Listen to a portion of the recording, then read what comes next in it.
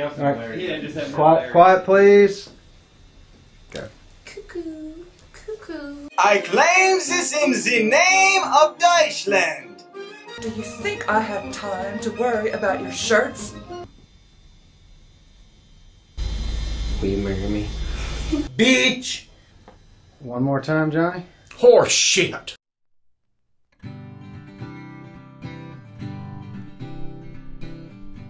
10-minute plays are essentially the same as a full-length play, but it is compacted into 10 minutes. Theatre Oxford produced my very first play called Lepers and Cons, and I was so grateful to actually be a real writer. That's when I could put that, a flagpole in the ground and say, I'm doing this.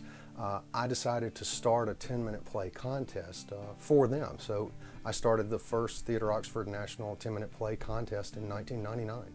Originally, all the plays were by local playwrights. Of course, the very first play we produced was the national winner.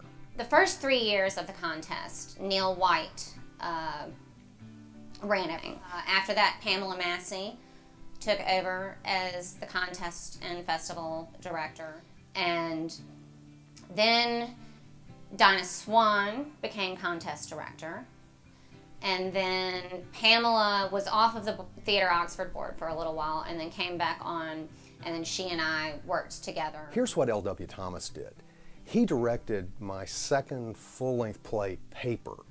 And before Paper was produced, we staged the original 10-minute play contest winner. It was a great little play called Shakespeare, Time Warps, and Black Holes. It was directed by Jennifer Mazenko. And every night the audience loved that play. So L.W. came up to me and said, hey, we've got tons of local plays, why don't we do a festival?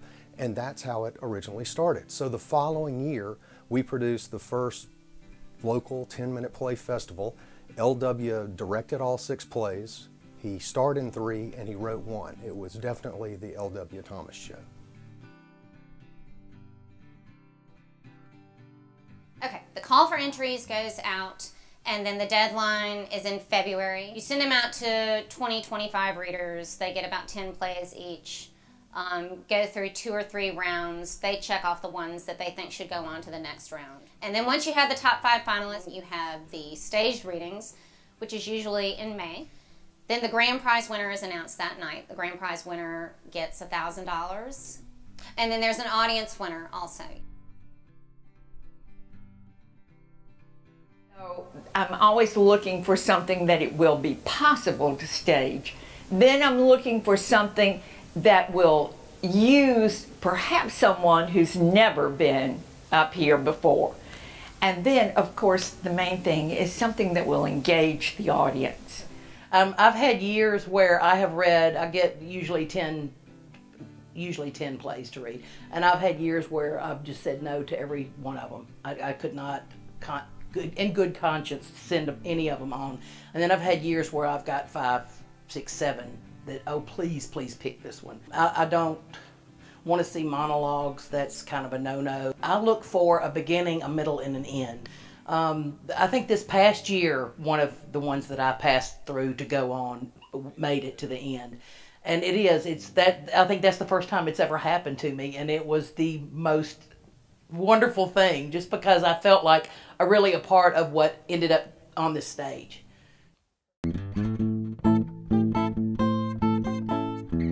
I've always been an aspiring writer. I've always been trying to writing things, and the truth is I had a play in mind and was trying to write a full-length play when I heard about the 10-minute play concept, and I thought, that might be for me. The hardest part is getting the action going that quickly. I mainly aim for comedy because I don't have enough space to develop drama in 10 pages. In fact, I've never written a play that took me over 1 day to write. And I very, very seldom go back and rewrite them.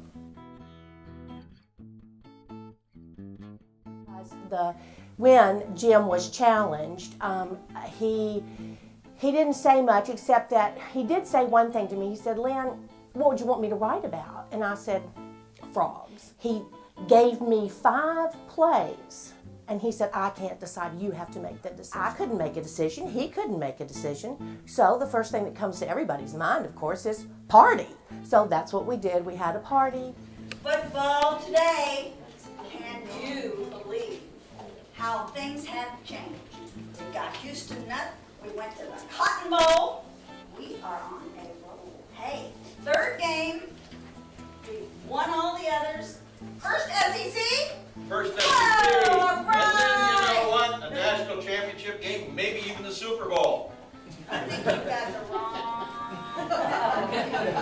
So we had our own version of the 10-minute plays in the Wells Garage. We had a great time. We had like 75 people.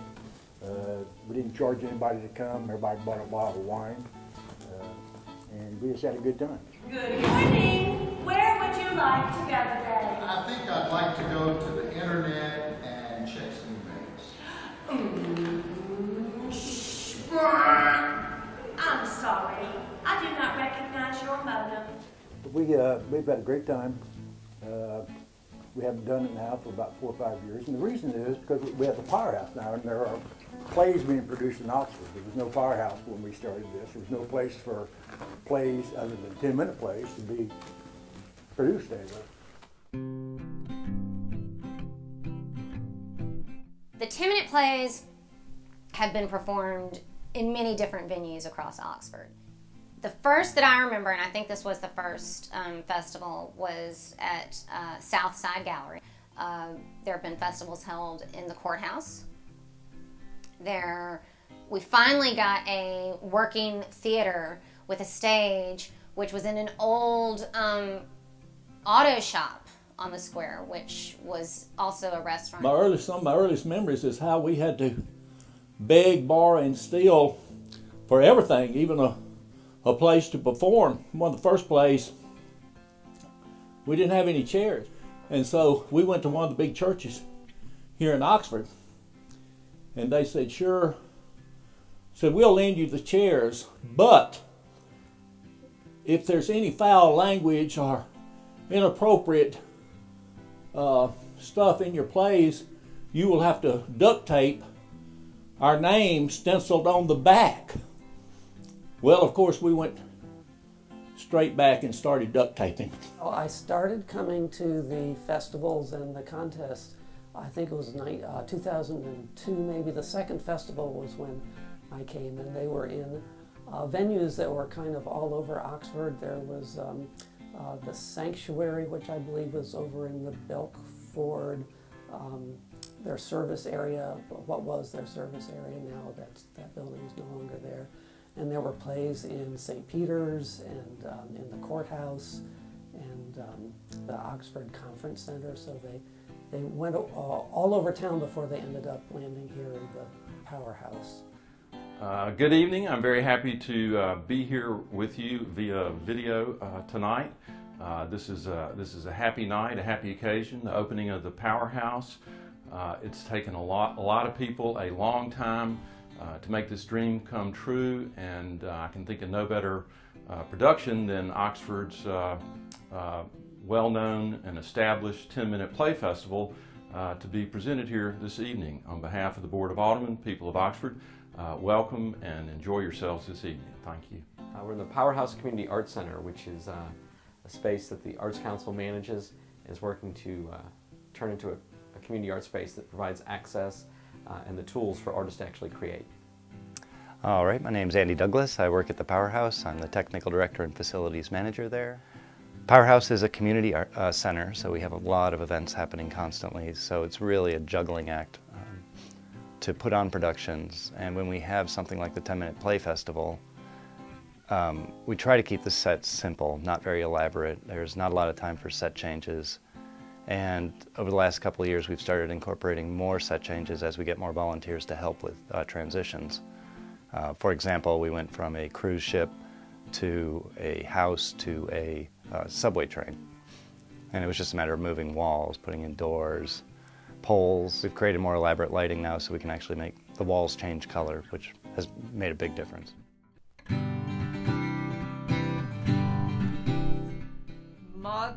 mother, mother till I could just scream. I guess my favorite that I wasn't a part of, but that still sticks in my mind as one of the primo performances, and that was with Andy Douglas and Anne Clinging playing the wife who brought her dead husband to a dinner party. That, in my mind, is still one of the funniest things I have ever seen. One of my favorites was Symmetry with Claire Lee Arnold and Jack Barber. But Claire Lee, I did a lot of stuff with her. She is phenomenal at playing trailer trash, which we usually play. Well, that's very generous of Johnny to say that, but I don't think it's really that much of a stretch for me. I can slip right into that mode very easily. Urinal play, where I got to pretend, I was a woman pretending to be a man, pretending to be a woman. It was a Victor Victoria plus.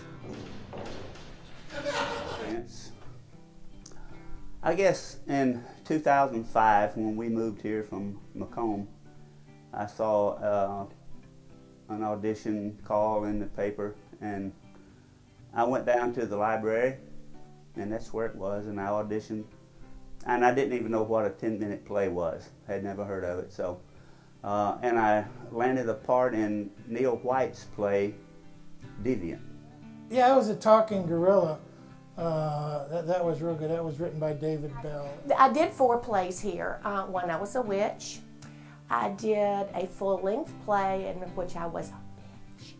And then I did another play in which I was just the switch. So yeah, I've been stereotyped. It's not hard for me to be sassy or mean or tacky.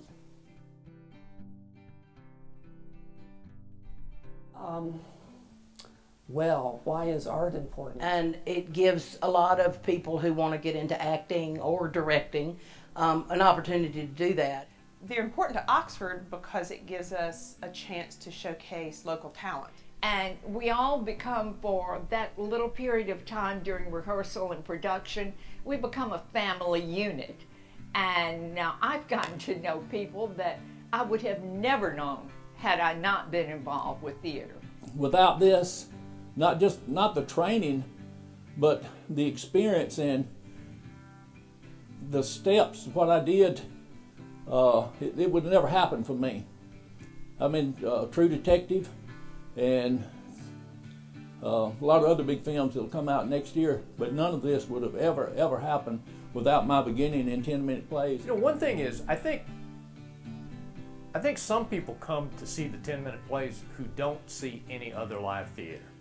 I think that's true. And as I tell my friends that I invite to come see my plays, if 3 minutes into it you're not liking it, don't worry, it'll be over in 7 more minutes. Well, I think they're extremely important because in Oxford particularly, I love the fact that a newcomer, someone who's brand spanking new to Oxford, can come to one of our productions, look at the people who are up on the stage, know that she sees them in the grocery store, and thinks, you know, I could do that. And I think key to the festival's success is the balance of plays they presented. A little tragedy, a little drama, a little humor, covering kind of usually very core topics. And that balance, I think, moves an audience in 50 minutes through a range of emotions, just like you would a regular play, but in small, intimate sets. You rarely experience in a single evening 10 separate universes created by 10 people who live around you, performed and directed and produced by people who are also your neighbors. And I don't think you can have that anywhere else, even with an original long work. So I think it's a pretty cool thing. He said, okay, when you're ready. Okay. Hello, I'm Wayne Blaine, attorney at law. Have you been hurt, injured, or killed by someone else's negligences? If so, together we can sue their ass off. For example, if you're hit by a truck, injured while doing yard work for these rich folks living around these parts, or say you trip and fall over these huge boards attached to the seat you're sitting in tonight, give me a call. Excuse me, Wayne. Wayne, it sounds like you want these people to hurt themselves. Now, Neil, I wouldn't characterize it exactly like that. We appreciate you being a sponsor for this event, and we hope you enjoy the show. But please, please be careful moving to and from your seat. Thank you. And if you so fall, you know who to call.